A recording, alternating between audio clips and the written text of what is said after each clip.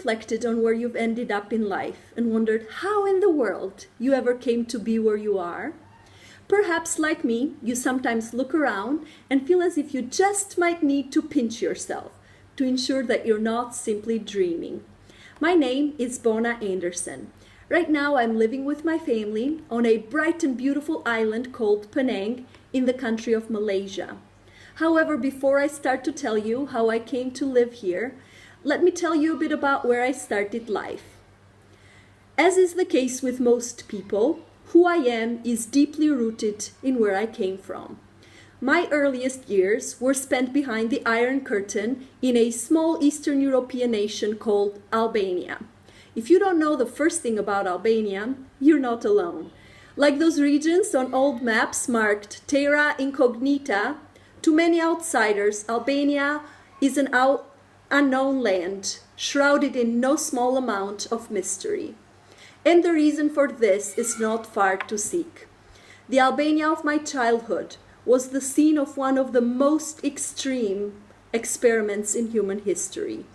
For most of the last century, it was ruled by a dictator who kept us in complete and utter isolation from the rest of the world. It is understandably difficult for outsiders to grasp what life under a totalitarian regime is like. However, even though our lives were undeniably simple, harsh, and under the strictest control, I can testify that even under such conditions, the human spirit can find hope, beauty, and a measure of joy. Pogradec, my hometown, is situated on a magnificent deep blue lake. Enwreathed by mountain, this lake lies on the border between Albania and the neighboring country of Macedonia. As it happens, on one side sits my hometown, and on the other side is the Macedonian city of Ohrid.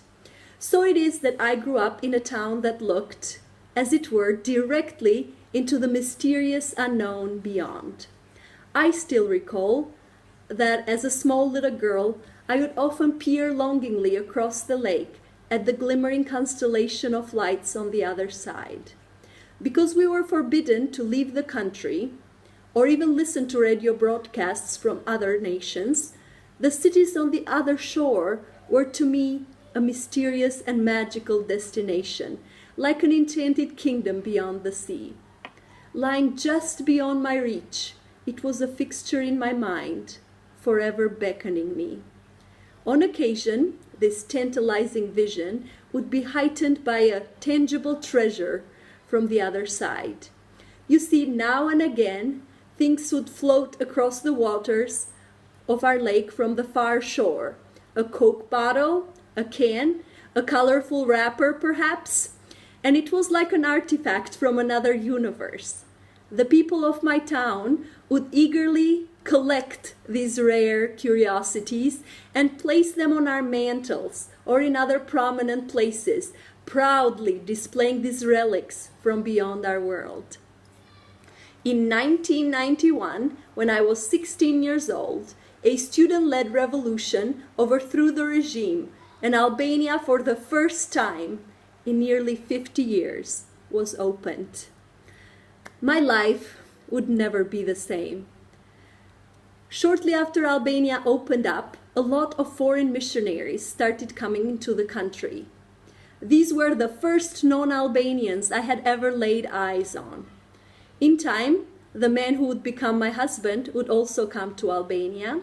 He and I got married in 2001, and we have lived since then with our children in the US, Korea, and now in Malaysia.